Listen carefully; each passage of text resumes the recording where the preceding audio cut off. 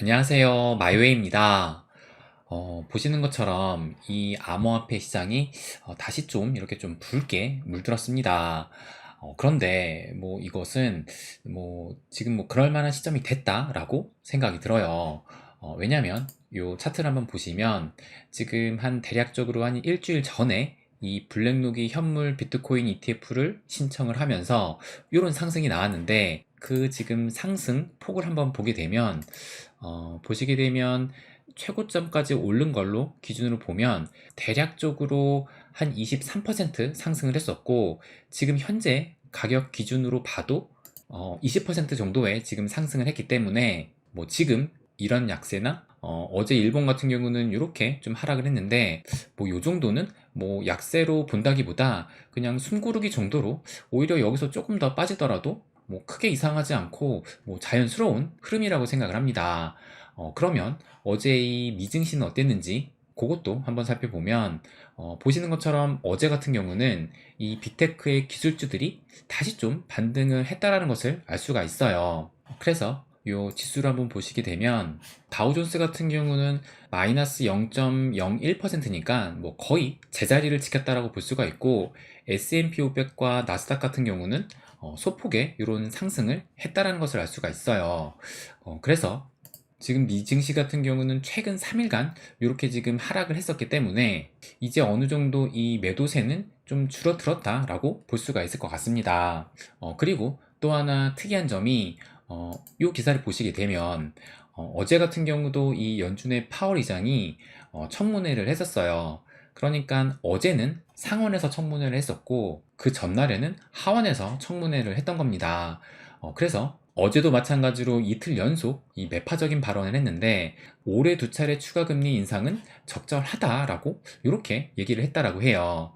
그런데 우리가 생각해야 될 것이 지금 뭐 이틀 연속 상원과 하원에서 이런 매파적인 발언을 했지만 이틀 전에는 하락을 하고 또 어제는 상승을 했습니다. 그리고 제가 어제 영상에서 이 기사에서는 이 엊그제 하락의 원인을 이 파월의 매파적인 발언에서 찾고 있었어요. 그런데 어제도 제가 말씀드렸지만 그런 것은 표면적인 이유일 뿐이지 그런 것이 직접적인 하락의 원인은 아니다 라고 말씀을 드렸습니다.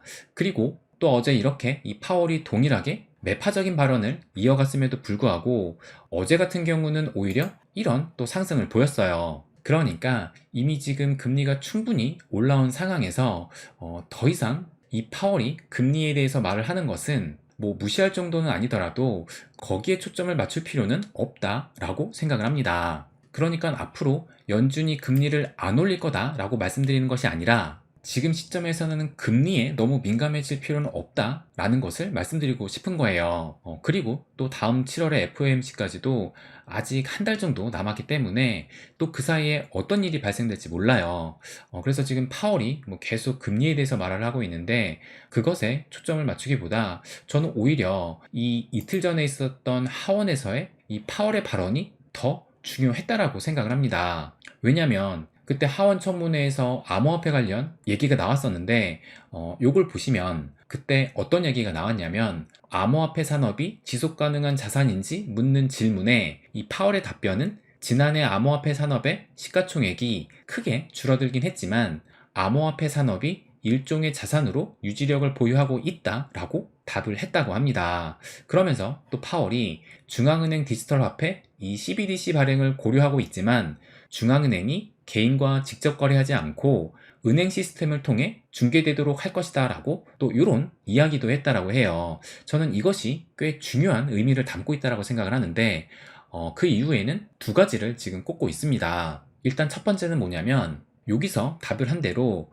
일단 이 연준은 이 암호화폐를 지금 하나의 자산으로 인정을 하고 있다는 겁니다. 그런데 지금 이런 추세는 뭐 연준뿐만 아니라 IMF도 좀 감지가 되고 있어요.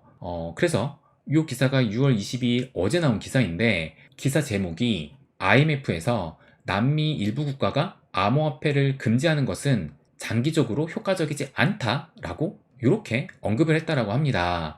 그래서 이 내용을 좀 자세히 보면 국제통화기금 IMF가 남미 일부 국가들이 암호화폐를 금지하는 것에 대해 장기적으로는 효과적인 방법이 아니다라는 이런 내용의 보고서가 나왔는데, 그래서 지금 일부 국가가 위험성을 이유로 암호화폐를 금지하고 있지만 금지 대신에 디지털 결제 수요 문제 해결과 암호화폐 관련 거래를 통계화해서 투명성을 개선하는 등의 노력을 기울여야 한다라고 이렇게 또 말을 했다라고 해요. 그러면서 중앙은행 디지털 화폐 이 CBDC 등으로 암호화폐의 기술적 이점을 적절히 활용할 경우 결제 시스템의 확장성, 가용성 등이 높아질 수 있다라고 이렇게 좀 긍정적인 보고서를 발간했다라고 합니다.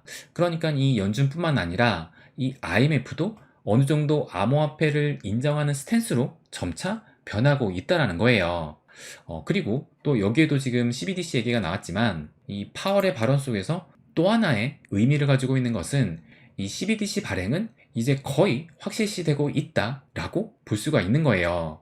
그리고 또 하나 좀 의미 있는 얘기를 했는데, 요걸 보면 중앙은행이 개인과 직접 거래하지 않고 은행 시스템을 통해 중개할 것이다 라고 이런 발언도 했습니다. 근데 이런 발언이 왜 나왔냐 생각을 해보면, 요 기사를 보시게 되면 요것도 5월달 지난달에 나온 기사인데, 이 미국의 플로리다 주지사 그러니까 론 디산티스인데, 이분이 지금 내년 대선에 뭐 잠룡이라고 해가지고 지금 대선 후보로도 거론되고 있는 인물이에요. 그래서 제가 지난 방송에서도 지금 이 사람이 이 암호화폐에 좀 우호적이다라고 말씀을 드리기도 했습니다. 그런데 이분이 암호화폐에는 우호적이긴 하지만 여기 보시는 것처럼 이 CBDC 사용 금지 법안에 서명을 또 하기도 했어요. 그리고 또 이걸 보시면 이 플로리다뿐만 아니라 지금 뭐 루이지애나, 엘라바마, 텍사스 등 마찬가지로 CBDC 사용 금지 법안을 마련 중이다라는 이런 기사가 또 지난달에 나오기도 했습니다. 그런데 이들이 CBDC 사용을 반대하는 이유가 여기 보시는 것처럼 이 CBDC는 개인과 기업 프라이버시를 위협할 수 있다라고 보기 때문에 지금 반대를 하고 있는 거예요. 그러니까 이 CBDC가 정부나 중앙은행에서 발행이 될 경우에 이런 프라이버시 리스크를 가지고 있기 때문에 이 파월이 그래서 이 중앙은행이 개인과 직접 거래하지 않고 이 민간의 은행 시스템을 통해서 중개를 하겠다라는 이런 발언을 했다라고 생각을 합니다. 그러니까 CBDC 발행을 하되 개인 프라이버시가 침해되지 않는 쪽으로 이런 의미로 이런 발언을 했다라고 생각이 들어요. 그래서 아무튼 이제 이 CBDC는 시간적 문제이지 이 CBDC와 또 암호화폐 시대는 점점 가까워지고 있다라고 생각이 들어요. 그리고 이 CBDC 하면 이 리플을 또 빼놓을 수가 없습니다. 그래서 이 기사를 보시게 되면 이 리플이 IMF하고 CBDC 도입 관련 논의를 했다라고 지난달 5월 13일에 이렇게 또 기사가 나왔어요. 그리고 이뿐만 아니라 또 어제도 이런 기사가 나왔는데, 이 리플이 싱가포르 통화청에서 결제기간 라이센스를 원칙적 승인 취득을 했다라고 이렇게 또 기사가 나왔습니다. 그래서 앞으로 이 리플이 이 싱가포르에서 디지털 결제 토큰 관련 서비스 및 암호화폐 기반 국경 간 송금 서비스를 합법적으로 제공할 수 있게 됐다라고 이렇게 또 기사가 나왔어요. 그러니까 정말 이 리플은 증권 이슈만 해결이 된다라면 뭐 그 어떤 코인보다 잠재력이 큰 코인이다라고 생각을 안 할 수가 없어요. 그래서 참 이 소송이 좀 빨리 끝나야 됩니다. 아무튼 또 어제 이 시장 움직임에서 또 하나 주목해야 할 것은 바로 이 공포지수라고 불리는 빅스 지수라고 생각을 합니다.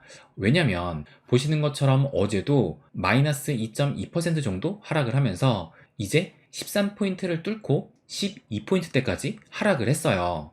그래서 이 트윗을 보시면 이 빅스 지수는 2020년 1월 이후 처음으로 이 13 아래로 마감을 한 것이라고 합니다. 그러면서 이 차트를 지금 보여주는데, 제가 이 공포지수의 장기 평균값을 20이라고 말씀을 드렸는데, 그런데 여길 보시면 정확하게는 19.65라고 해요. 그리고 어제의 하락으로 12.91까지 떨어진 것이고, 그리고 이것은 이때 2020년 1월 이후로 가장 낮게 떨어진 것이라고 합니다. 그래서 이걸 보시면 그러니까 이때가 2008년 금융위기 이후로 또 이때가 이 코로나 때 2020년 3월 때까지 이 공포지수가 이 평균값 아래로 상당히 오랫동안 좀 지속했다는 것을 알 수가 있어요. 그러면 이 기간에 증시는 어떻게 움직였는지 그것을 한번 좀 보여드릴게요. 그래서 이걸 보시면 보시는 것처럼 2008년 금융위기 이후 또 2020년 이 코로나 전까지 이 빅스 지수는 상당히 오래 이 평균값 아래를 머물렀는데 그때의 증시 움직임은 보시는 것처럼 이렇게 우상향했다라는 것을 알 수가 있어요. 그런데 뭐 이 기간 동안에도 이 위험 요소가 전혀 없었던 것이 아니라 보시는 것처럼 유럽의 재정 위기, 또 뭐 중국 증시의 폭락, 그리고 미중 무역 전쟁 등 뭐 이렇게 굵직굵직한 이벤트들이 있었음에도 불구하고 이 증시는 큰 우상향을 보였다라는 겁니다. 그러니까 결론적으로 이 공포지수가 낮았을 때 이 증시 역시 상당히 좋았다라는 거예요. 그렇다면 이 빅스 지수를 암호화폐 시장에 대입해서 보면 어떨까? 그래서 제가 그것도 체크를 해봤습니다. 그래서 이 차트를 보시면 이건 이제 비트코인 차트인데 언제 비트코인이 강세의 움직임을 보이는지 그거를 한번 체크를 해보면 보시는 것처럼 이때가 이 비트코인이 크게 상승을 했던 시기이고 이때가 대략적으로 2013년 말이라는 것을 알 수가 있고 또 이때가 두 번째 사이클의 최고점을 찍었을 때이고 이때는 2017년 말이었다는 것을 알 수가 있어요. 그리고 세 번째는 여러분이 기억하시는 것처럼 2021년 말에 또 이 비트코인이 최고점을 찍었습니다. 그래서 제가 어제 이것을 한번 보여드렸는데 보시는 것처럼 첫 번째 반감기 사이클에서 2013년 말에는 반감기 이후 360배가 상승을 했고 또 이 두 번째 사이클인 2017년 말에는 68배가 상승을 했습니다. 그리고 2021년 11월에는 이렇게 반감기 이후로 8배가 상승을 했어요.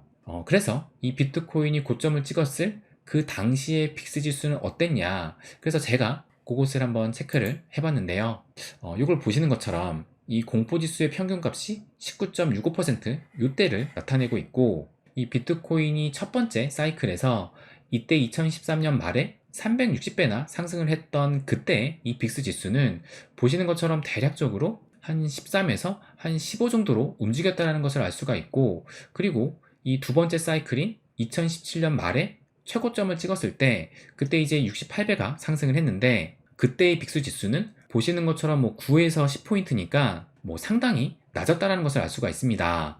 그런데 이 세 번째 사이클에서는 2021년 말에 이 비트코인이 최고점을 찍었는데 이때는 8배밖에 상승을 못했어요. 그런데 이때의 빅스 지수는 보시는 것처럼 이 장기 평균값 위에서 대략적으로 한 25에서 한 거의 30까지 비교적 꽤 높았다는 것을 알 수가 있어요.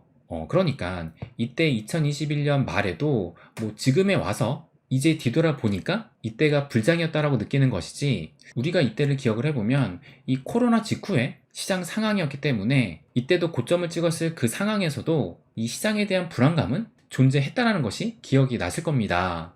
그러니까 투자하기에 완벽한 시장 상황이라는 것은 없다는 것이고 또 하나가 2021년 말에는 8배가 상승을 했는데 이전 사이클보다는 확실히 적게 상승을 했던 거예요.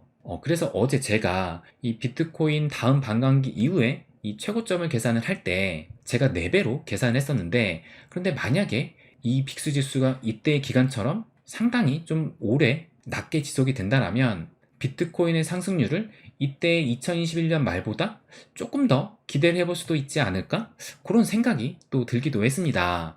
그러니까 2021년 말에 이 8배밖에 상승을 못했던 이유가 아무래도 시장 상황이 이때보다는 열악했기 때문에 그랬던 것이고 만약에 이번에는 좀 시장 상황이 괜찮아진다라면 뭐 이때만큼은 아니더라도 2021년 말보다는 조금 더 상승률이 높을 수도 있지 않을까? 그런 생각이 또 들기도 했어요. 그래서 뭐 일단 모든 가능성은 열려 있다라고 생각을 합니다.